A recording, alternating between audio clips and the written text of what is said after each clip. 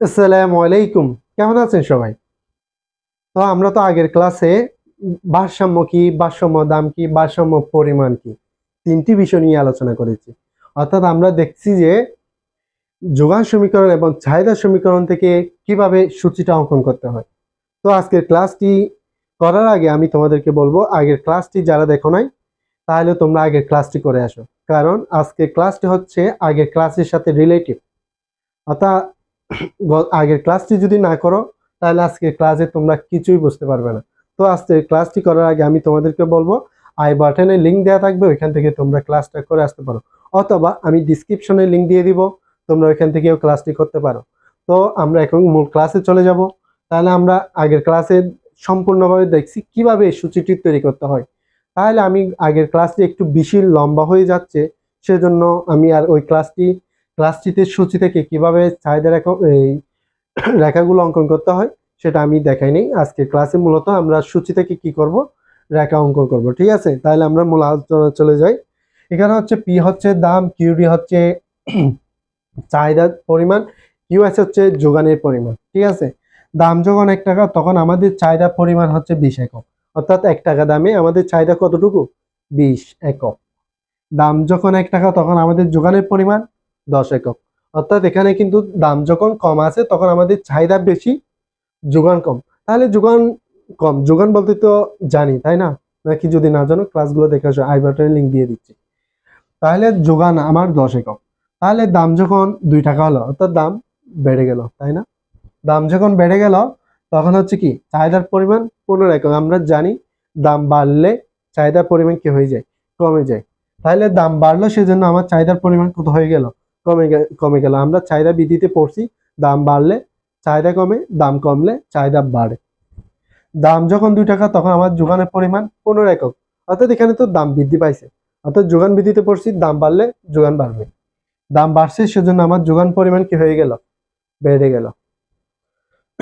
দাম যখন 3 টাকা হলো তখন আমাদের চাহিদার পরিমাণ 10 একক। অর্থাৎ 15 একক থেকে কমে, 10 একক। অর্থাৎ দাম বাড়ছে শুধু আমার চাহিদা কমে গেছে। অর্থাৎ দাম বাড়লে তো চাহিদা কমে যায়, তাই না? দাম যখন 3 টাকা তখন আমার যোগানের পরিমাণ 20 একক। কিন্তু এখানে একটা কথা রয়েছে, অর্থাৎ এখানে কোন টাকা দামে চাহিদা এবং যোগান সমান। অর্থাৎ দাম এবং চাহিদা এবং যোগান সমান। অর্থাৎ এ টাকা দামে আমি কি করব? চাহিদা অর্থাৎ ক্রয় করবে এবং ওই টাকা দামে বিক্রেতা পণ্য কি করবে? বিক্রয় করবে। কোন টাকা দামে? আমাকে কমেন্ট বক্সে জানাও, ঠিক আছে? তাড়াতাড়ি। তাহলে এখানে আমরা দেখতে পাচ্ছি 2 টাকা দামে চাহিদা এবং যোগান সমান। অর্থাৎ 2 টাকা দামে চাহিদা এবং যোগান সমান। অর্থাৎ বিক্রেতা 2 টাকা দামে 15 একক কি করবে?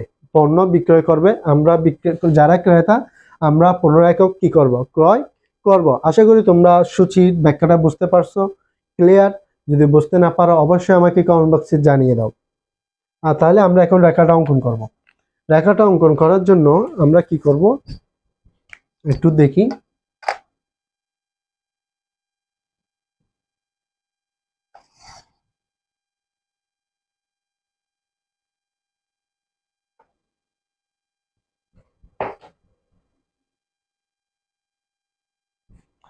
এটা লম্বকে সবসময় কি থাকবে?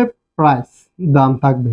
আর ভূমিয়কে কি থাকবে? কিউডি এবং কিউএস। ঠিক আছে, কিউডি এন্ড কিউএস। তাহলে লম্বককে আমরা কি ধরবো? দাম ধরবো। তাহলে এখানে দাম কত আছে? 1 2 3। আমরা ডিফারেন্সটা কত করে নিব? 1 করে নিব। 1।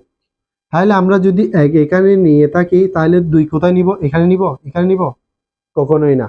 আমি আগের ক্লাসগুলোতে বিস্তারিত আলোচনা করেছি। এখান থেকে এখানে যতটুকু দূরত্ব, আমি আবার বলতেছি, এখান থেকে এখানে যতটুকু দূরত্ব, পরবর্তী স্টেপটা কিন্তু ততটুকু কি নিতে হবে? ডিফারেন্স নিতে হবে। এখান থেকে যদি এতটুকু হয় তাহলে পরবর্তীটা হবে এখানে। ঠিক আছে, 2।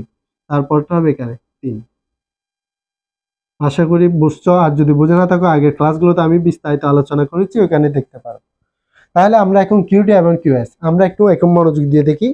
কিউডি সর্বোচ্চ মান কত?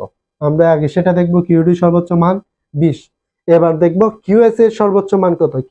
কিউএস এর সর্বোচ্চ মান 20 একক এবং সর্বনিম্ন মান কত? 10। সর্বনিম্ন মান কত? 10। তাহলে আমরা দুটোটা যেহেতু একই ভূমি অক্ষে অঙ্কন করব, সেজন্য আমাদের মান দুটোটাই মিলিয়ে নিতে হবে, ঠিক আছে। তাহলে আমরা এখন কত করে ডিফারেন্স নিতে পারি? আমরা এখানে 5 করে নিতে পারি, ঠিক আছে।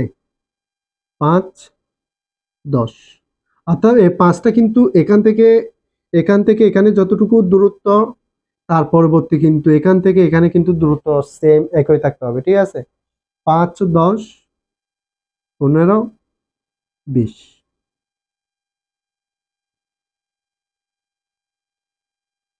20, ঠিক আছে।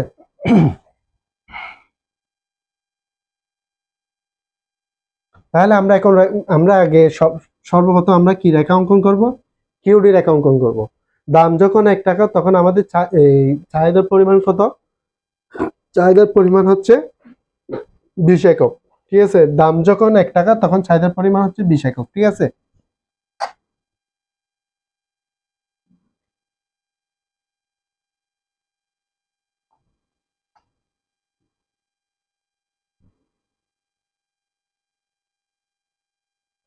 দাম যখন 2 টাকা তখন আমাদের চাহিদার পরিমাণ 20 একক। দাম যখন 2 তখন আমাদের চাহিদার পরিমাণ কত? 15 একক।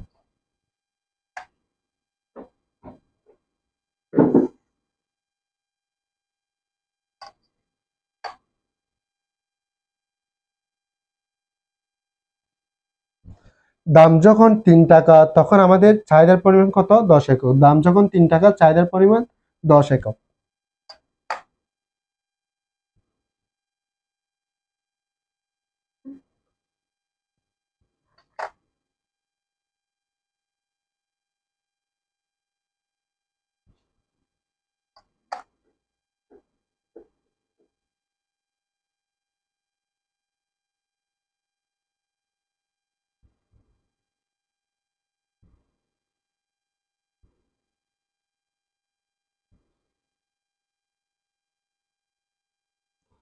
তাহলে আমরা এটা কি রেখা পেলাম? জিডি, অর্থাৎ চাহিদা রেখা পেয়ে গেলাম। অর্থাৎ দাম যখন 1 টাকা চাহিদার পরিমাণ 20, দাম যখন 1 টাকা চাহিদার পরিমাণ 20 একক, ঠিক আছে। দাম যখন 2 টাকা চাহিদার পরিমাণ 15 একক। দাম যখন 2 টাকা চাহিদার পরিমাণ 15 একক। দাম যখন 3 টাকা তখন চাহিদার পরিমাণ 10 একক, ঠিক আছে। তাহলে প্রত্যেকটা বিন্দু যোগ করে দিলে আমরা কি রেখা পাই? ডিডি রেখা, অর্থাৎ ডিমান্ড কাপ, অর্থাৎ চাহিদা রেখা। আমরা এটা যেভাবে এখন অঙ্কন করছি, ঠিক এটাও কিন্তু সেম একইভাবে অঙ্কন করব। তাহলে দাম যখন 1 টাকা আমরা এখন অঙ্কন করব কিউএস রেখা, ঠিক আছে।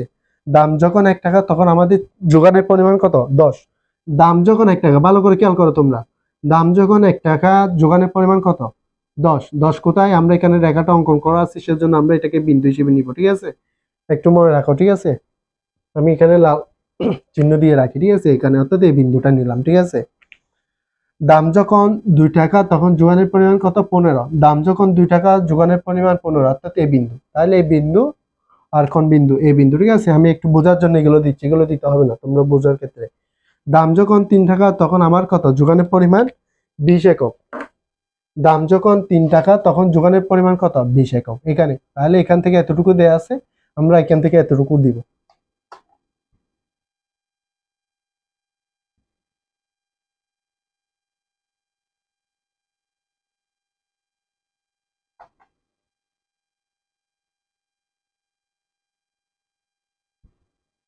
তাহলে আমরা এখন প্রত্যেকটা বিন্দু যোগ করে দিব।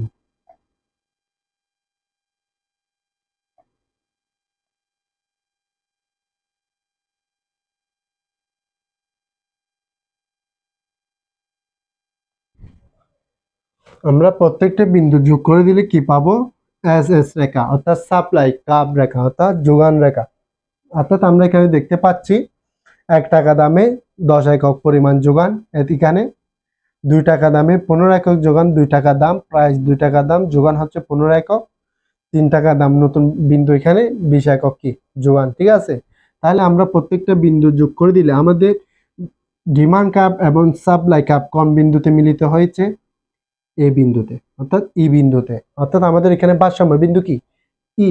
অর্থাৎ 2 টাকা দামে আমাদের চাহিদা এবং যোগান সমান। অর্থাৎ ভারসাম্য হচ্ছে এমন একটা অবস্থা যেখান থেকে ক্রেতা এবং বিক্রেতা কি করতে পারে না? সরে যেতে পারে না। অর্থাৎ এখানে ক্রেতা এবং বিক্রেতা দুইজনই কি ওই পণ্যটি বিক্রয় এবং ক্রয় করতে ইচ্ছুক। অর্থাৎ এই টাকার দামে বিক্রেতাও বিক্রি করে খুশি, ক্রেতাও পণ্যটা ক্রয় করে খুশি। কোনটা কয় টাকা দামি? 2 টাকা দামি, অর্থাৎ আমাদের এখানে ভারসাম্য বিন্দু 2। ঠিক আছে, আমরা এভাবে আমরা বাজার ভারসাম্য যদি এভাবে কোনো সূচি দেয়া থাকে, পরীক্ষায় যদি এভাবে সূচি আমরা অনেক সময় দেখতে পাই, সূচি দেয়া থাকে এভাবে, যদি এভাবে সূচি দেয়া থাকে তাহলে আমরা এই সূচি থেকে কি করব, এভাবে রেখাটা অঙ্কন করব।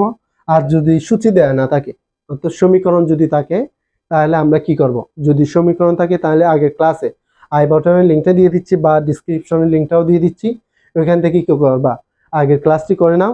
অর্থাৎ কিভাবে এই সূচিটা আমরা তৈরি করছি। তোমরা তো আজকে ক্লাস যারা করছো ওরা তো সূচিটা কিভাবে করছি জানো না, তাহলে তোমাদের অবশ্যই আগের ক্লাসটি দেখতে হবে। তো দেরি করতেছো কেন, আগের ক্লাসটি দেখে আসো। তাহলে এই এই ক্লাসটি এভাবে আমরা এই সূচি থেকে আমরা কি করব, রেখাটা অঙ্কন করে নিব। আমি আবারও বলতেছি তোমাদের, কারণ পরীক্ষাতে প্রশ্নটা তো অবশ্যই আসবে। কিভাবে আসবে আমি বলে দিই। দাম ও পরিমাণ নির্ণয় করো। আমাদের প্রথমে আসবে দাম ও পরিমাণ নির্ণয় করার জন্য। আমাদের সর্বপ্রথম প্রশ্ন কি আসবে, দাম ও পরিমাণ। দাম ও পরিমাণ কি করতে হবে, আমাদের নির্ণয় করতে হবে। দাম এবং পরিমাণ কিভাবে নির্ণয় করব, যদি সূচি দেওয়া থাকে তাহলে আমরা দামটা দেখতে পাচ্ছি 2 টাকা দামে, চাহিদা এবং যোগান কি সমান। আমরা যদি এভাবে সমান দেখতে পাই তাহলে আমরা বুঝে নিব ভারসাম্য দাম হচ্ছে 2 টাকা দাম, ভারসাম্য দাম হচ্ছে 2, ভারসাম্য পরিমাণ অর্থাৎ চাহিদা এবং যোগান হচ্ছে কত, 15। ঠিক আছে, এখানে তখন হবে 15, এখানে হবে 2, এভাবে হবে। আর যদি সমীকরণ থাকে তাহলে তো আমি আগের ক্লাসগুলোতে বিস্তারিত আলোচনা করেছি কিভাবে করতে হবে, তাহলে ওইভাবে তোমরা কি করবা, এই একটা সূচি তৈরি করে নিবা। তাহলে আমি আজকে আর বেশি কথা বলবো না।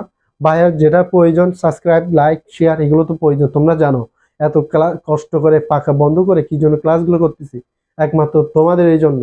তাহলে আমার সাকসেস তোমাদের তোমাদের সাহায্য করা, আর আমাকে সাহায্য করতে গেলে তোমরা কি করবা, লাইক, কমেন্ট, শেয়ার এগুলো করে দাও। ততক্ষণ আজকের ক্লাসটা এতটুকু। ভালো থাকবো, সুস্থ থাকবো, আল্লাহ হাফিজ।